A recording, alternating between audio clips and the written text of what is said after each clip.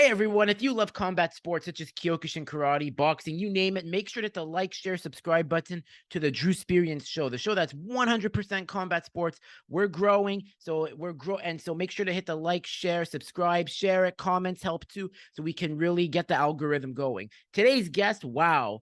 So, you guys all know I do Kyokushin. You guys all know I love talking to people from around the world that practice the art and express it in their own unique way. So today we're going to Spain. I'm not in Spain, but my guest is from Spain. Here we go. Coming from Madrid, Spain, of Kyokushin Kankukan Dojo and the business Kameae Do, Sensei Kristian Gomez Gunnebring. My bad, Sensei Kristian, for the little mispronunciation Os, there. Os. Os. Thank you very much. Yeah, it's a Thank pleasure to be here.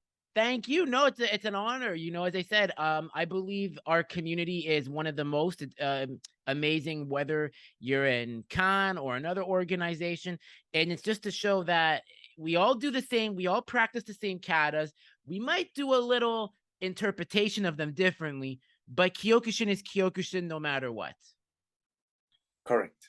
Yeah, the philosophy is there, and then obviously it's different how the organization is deploying it, and it's a structure and who is leading is correct. Very true. So I always love to start out with, I'll start off with, now you're not only Spanish, but you told me you're born in Sweden. So Yes, there's a connection there with Dolph Lundgren. But as you said, you speak better Swedish than he does because he's in America. Not a shot, but tell me about being born in Sweden, and then how did you find Kyokushin? Was Dolph an inspiration, or what exactly went into choosing that art over, say, other martial arts?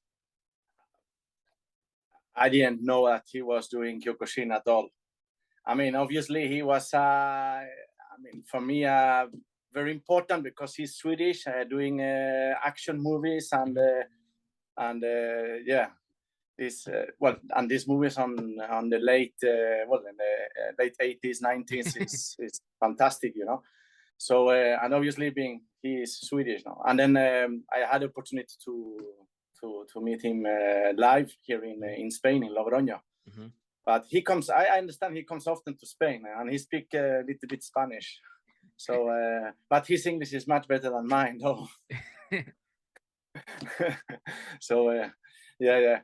So, why I started Kyokushin? Well, actually, I wanted to do something that had some energy. Mm-hmm. I'm very sport interested. I've been doing sports many years, competing in athleticism, bicycling, doing very well actually here in Madrid. I grew up here in Madrid, even though I moved from Sweden to Spain when I was around 10 years old. And then when I was in Sweden, studying and then just working and so on, I started to look into something that also could provide me self-esteem. You don't believe that, but Sweden sometimes is more dangerous than Spain in some areas, yeah, in some sense. So it's difficult. You cannot compare, but yes. Yes.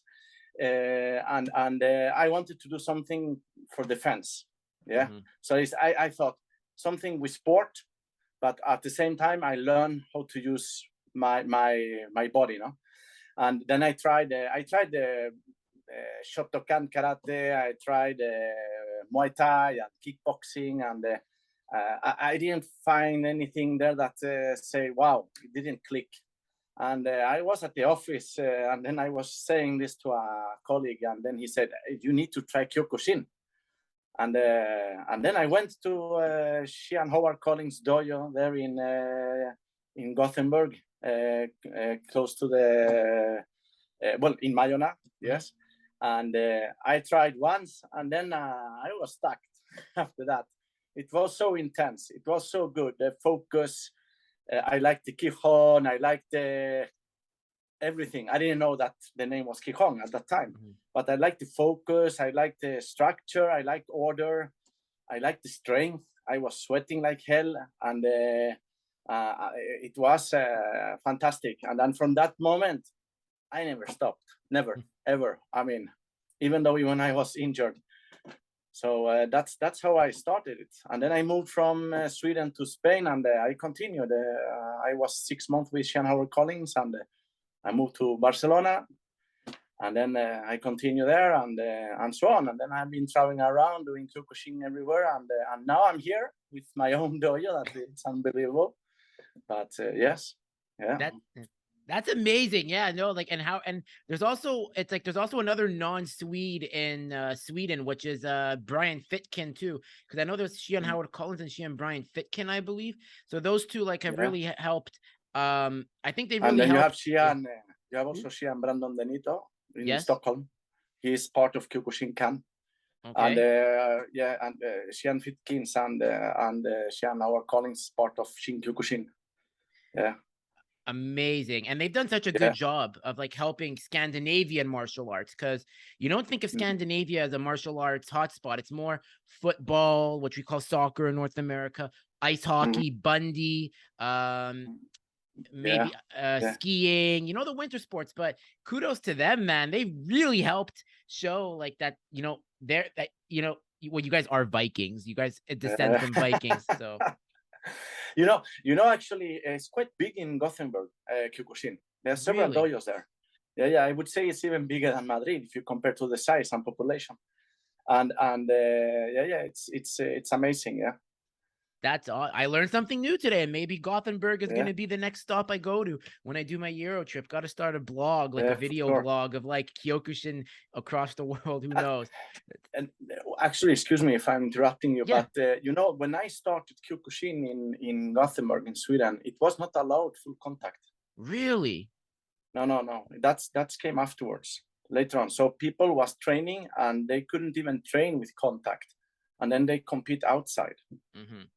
Yeah. So, but now, yes. Okay. Well, it's some time ago. Yeah. The laws changed, obviously, because back then, we didn't have the internet, and it was only word of mouth. So that's understandable why people would say, this is a dangerous art. This is not martial arts. This is street fighting.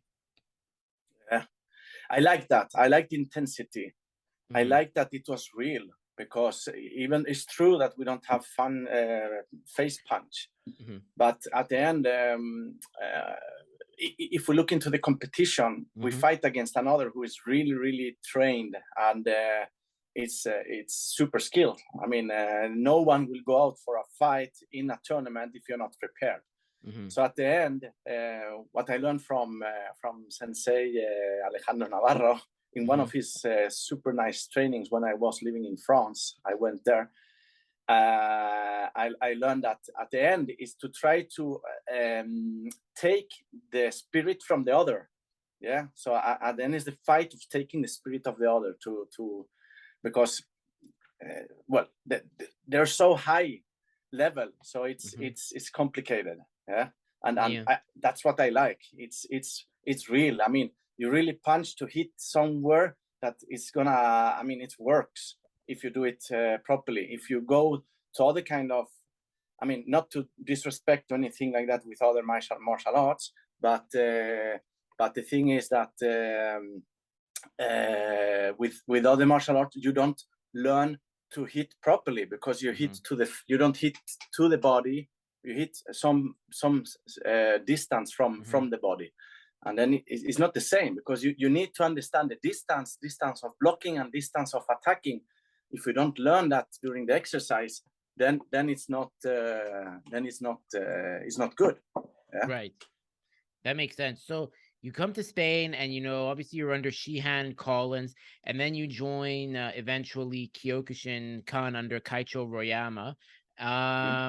And obviously, Shin and now Royama, they're all like Kan, they're working together because they're part of the KWU, which is amazing to see. More collaboration. It raises the art and the elevation of it. But like, tell me about like when you joined Kan, and what were some of the differences you encountered in the philosophy from going from like, say, Shihan Collins' interpretation of like, say, Bunkai and katas versus when you come to the Kan style of Kyokushin? Yeah. Well, joining Kyokushinkan, I was still student. So I was a student under Shihan, my sensei, or Shihan Ricardo Gomez. He's located in Barcelona. He actually, first of all, he talked to everybody and said that he had intention to move to another organization and so on. And then he started to explain about Kyokushinkan. And at the beginning, you're confused. Okay, you're confused about the symbols and so on. And you have an idea of something, and then it's by changing the symbols, and you say, But he explained that from a technical perspective, Kan was in another level. And then also how can I say, like being we are closer to the teachers, to the senseis, to the shihans, and to Kancho and Kaisho Royama now, because now Kancho of Kyokushinkan is Okazaki, Shihan Okazaki. So Kancho Okazaki, I should say. Yeah. So it's true. I remember now when you're saying this, we were in the backyard of the dojo training for the examination, and we got this book with the bunkai, and we didn't do bunkai before. We didn't have that focus in the technique. At that time, I was not even, I don't know if I was green belt or I don't remember exactly, but I didn't understand. I mean, what was behind, and then was moving with the hip and the technique and the focus in the kata. It was not so big difference in the kata. It was some technical aspects that was changed, but afterwards, when you see them and then you apply the bunkai, you find the logical of doing it in that way, right? So that was the biggest change. But another very important change that I think was that Hombu was really open. I mean, I went to Japan and they invited me to their dojo, and I could practice there for 1 month and for free. It was amazing. I mean, I asked other places before and they charged, but they didn't. And they were really open to have me there. So it was fantastic. And I have been there repeated times. And every time I go there, it's the same. It's really about family. It's really about sensei and kohai, and the relationship between the student and the master, no? In all levels, yeah. So it's and also the theoretical explanation behind. I bought some books, really good books from Kaisho Royama, it's Gokyu and Kensan, super books. They're in English also. I mean, that's something you should have. And when you read this, I mean, it fills up with energy. It makes sense what you're doing, and I think by sharing that sense, it's you can see that it's much more to do, just than hitting a punch in the air or just doing physical. I mean, obviously, condition is important. Yeah. As a martial artist or any sports that you do, there are the different aspects. First is footwork, unsoku. Okay, how you work with the foot to create distance, mai, and so on. Distance by hit, distance by blocking, etc. No, move with the ashi, movement with legs, etc. And then you have eyes. You need to have global vision and how you see. I mean, the things around you on the side, the back, so that you have a global vision of everything. So you don't look where you have to hit, etc. No, and many things. Then you have heart. So you need to do things with heart. And then you have the strength. Yeah, you have the physical strength, the mental strength, and then the technical strength.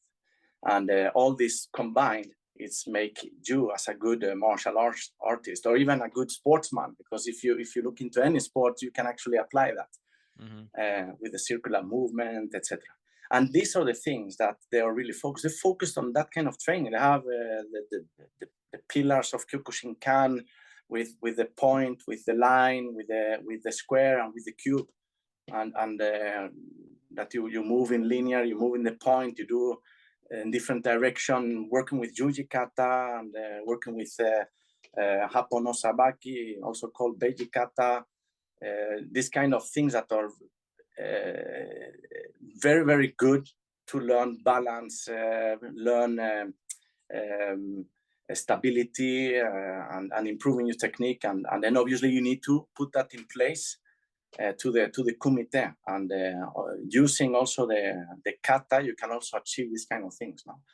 And Kyokushinkan has also created some katas, really good training katas called Juno Kata Sono Ich and Juno Kata Sono Ni, that are actually katas in cross, more or less. You can use 1.5 square meter, and you can do it perfectly. And it's a clear fight in different directions. So they come with this kind of things and technical knowledge that is super good, that keeps you advancing. Trainings, and you have online seminars, etc. That's amazing. So I can't talk about Kyokushinkan, so I don't know the other organization, but I think at the end everybody, it's Kyokushin is Kyokushin, and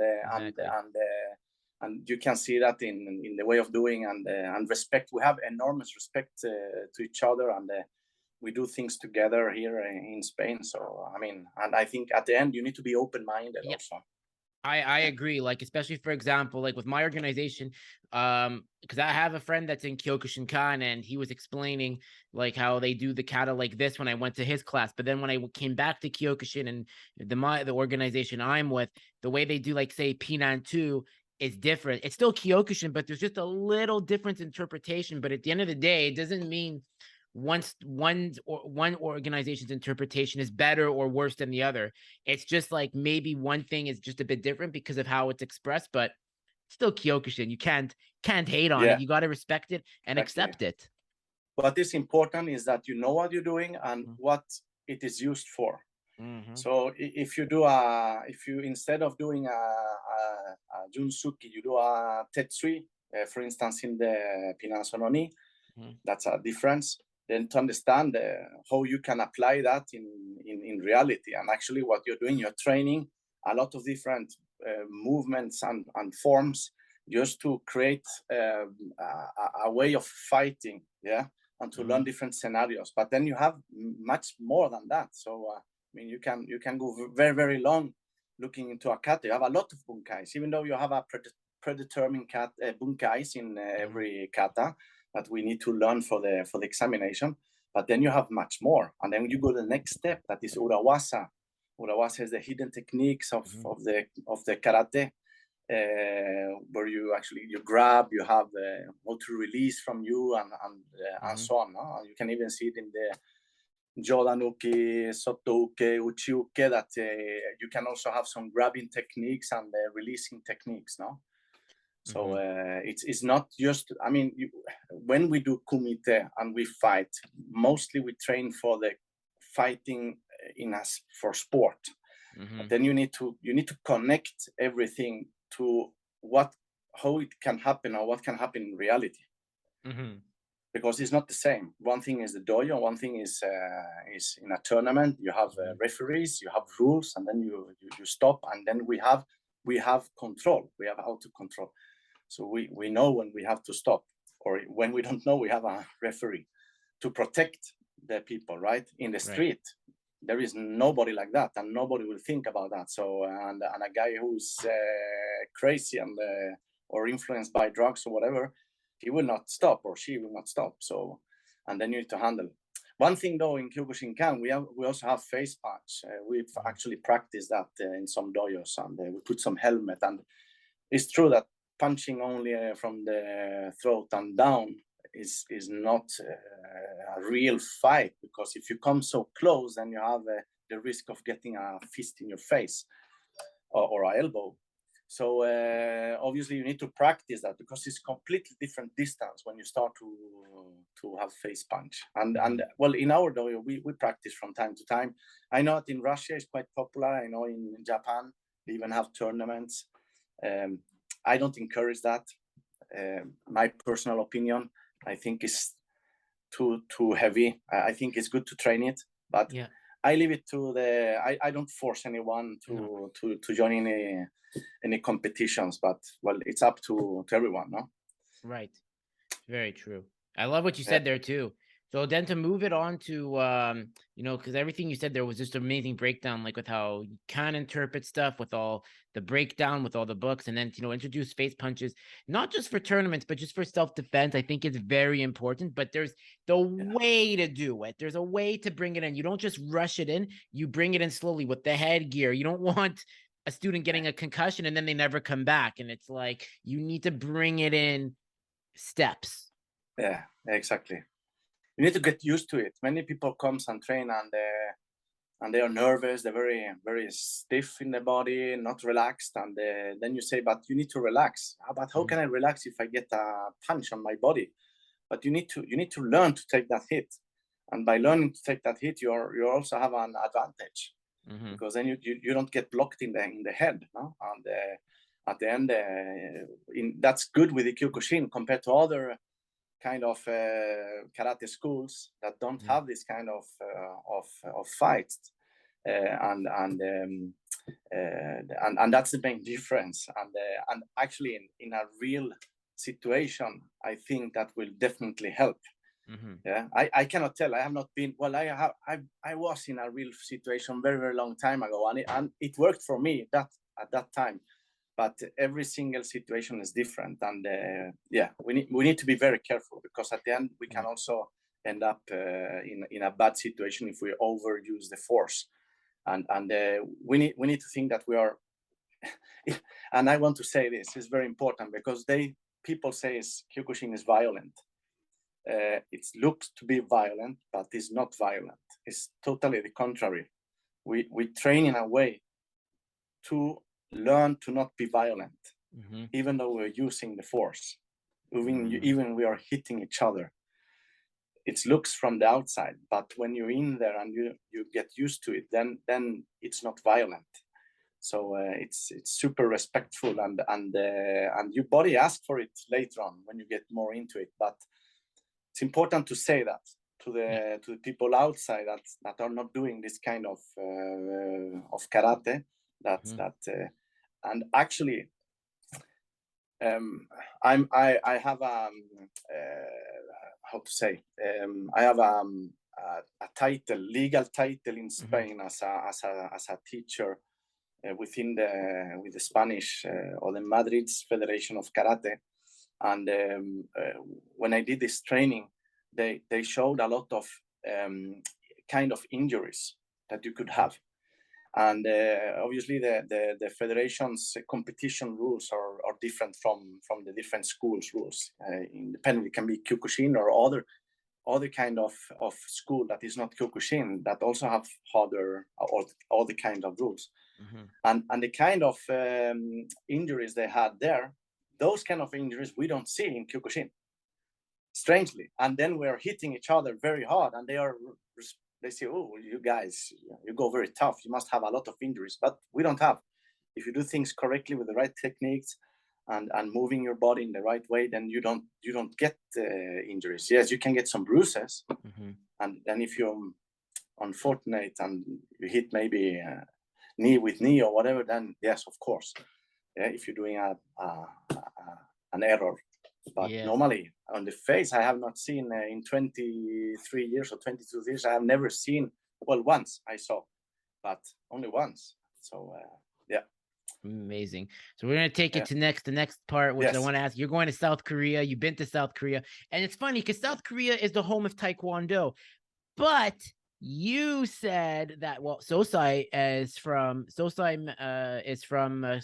Korea before going to Japan, and so is Kaicho Royama from Korea too. So tell me about the journey in Korea. Like, I know it's a Taekwondo hotspot, but are there little areas of Kyokushin that you can find a Kyokushin dojo? Yeah, definitely. There are Kyokushin schools there, and as you said, Chebedal.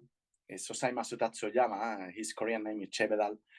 You can find another name in internet, but in Korea they say Chebedal. He was Korean, and well, he moved to Japan and so on. And so the Koreans, they claim that this is the Korean karate, obviously, too. But and well, I mean, I think the Kyokushin karate has to do with how well, what happened with Sosai Masutatsu, in his life and so on. So I mean, we have to thank him for what he brought to us. His legacy is what we are doing today, and we need to keep continuing with that. Why? Well, I went to Korea because of work, and then obviously the first thing I was checking was Kyokushin. And I found a place, and then I trained a lot there, and I learned a lot of things, and it was fantastic. Many people that do taekwondo there after certain years, because it's like at that time it was, you do it in the military service, you do it in the school, and it's like the force. I mean, it's the national sport. I mean, it's the national martial art. You need to do that. So everybody almost has done taekwondo. But at some point they come over to Kyokushin because they want something different. So you see that they're very good with the legs and very quick, but then you need to learn to handle that. And very good fighters, fantastic people. Honestly, my time there was amazing, and I was really embraced. Honestly, so I learned a lot. I took my first dan in South Korea.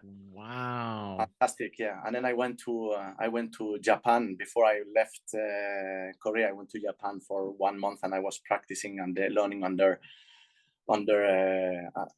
Kaisho Royama. And well, meeting him was fantastic. I mean, and he even said, Kristian, son, you have to come with me to practice. And he invited me to go outside to practice with him, Taikiken and other things from his masters. Yeah, so yeah, fantastic. that's amazing. It's amazing. Like, you go from South Korea to then Japan. Which country has the better food, though? Which do you prefer, Korean food or Japanese food? What are you gonna go? It's hard. I know it's a hard question. I'm a food lover. Okay. So I like food. Wherever I go, I try to try local food. I love Japanese food, and I like a lot the Korean food. They're very different. They also have raw fish and so on, different way of doing it, and so on. It's more spicy though in Korea, so it's very spicy, and different kind of flavors that you can find in Japan. So yeah, but I like them both. When I go there, I'm enjoying a lot. So yeah. That's amazing, man. No, that's amazing. Very, very good travel, because then someone's gonna watch this and they're gonna go, "Oh, where do I want to go? Japan or Korea?" And then they're gonna see this and they're gonna go, "You know what? Food's food. You just try it wherever you go, and you'll find something in one of the localities that you like." Yeah, but if you want to travel for karate and Kyokushin, I recommend obviously Japan. Yeah. Well, I'm going there this year in December, so that with my school. So I'm excited for that. It's the first time. Good. So it's just for the seminar. I cannot compete until I'm a black belt, because I'm getting only my green belt in June. So it's just to experience it, because I'm just gonna paraphrase what my Shian said. He goes, the seminars are good whether you're like a blue belt or yellow belt, but it's better to go as a green belt to like black belt, because then you understand why Kyokushin is done and why we do these techniques and what's applied and what goes into it. So when you're an advanced belt, you're understanding the philosophy of the art by then. So it was a very interesting way of explaining. And then that's where I was like, okay, I got to get my green belt, and then I'm gonna start understanding it more.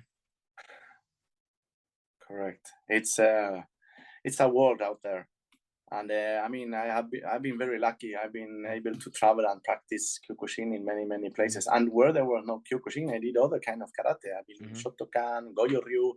Good friend in Argentina that I go there and practice when I'm there. So I mean, it's to take the opportunity to learn and be open-minded. I think. I mean, you can learn from everybody. And then obviously you stay with what you like and what you think is correct.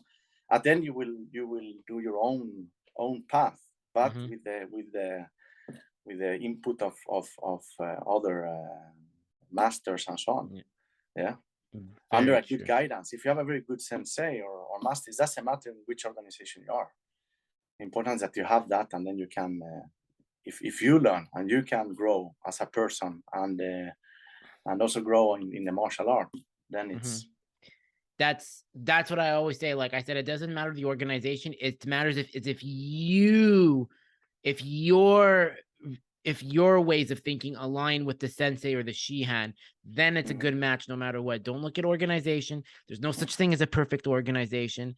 It's Kyokushin at the end of the day. It's about finding the right school, whether it's close to you. And if it's farther, great. If you're getting something out of it because it's from long distance, that's because you recognize the quality. And the right master, yeah. A master that also allows you to fly, because at some point you will fly, and you need to understand that there are some that doesn't allow that, and they like, no, you cannot go there. I'm very open. If they ask me, can I go and practice there? Yes, for sure. I like that they ask me and inform me, because I think it's important, that relation between the student and the teacher, no, and the master. It's respect that I will never say no. Well, maybe I have done it once, but then it's other reasons. Yeah, maybe need to explain that. But normally it's important. At some point, they will fly. It's like I was under my master, Xian Ricardo, and now I have my dojo, but I still listening to him and still contacting him for his advice. And even asking advice to Hombu, and they are there, always there, and that's what I like about Kyokushinkan, that they are there when you ask for it.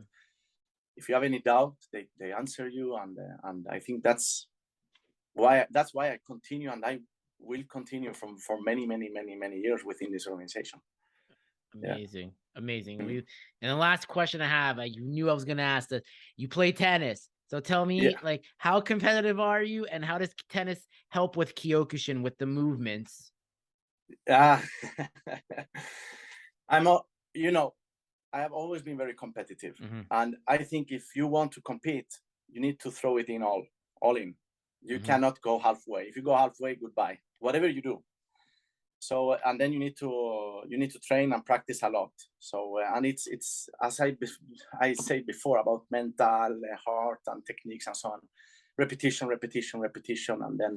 and so on.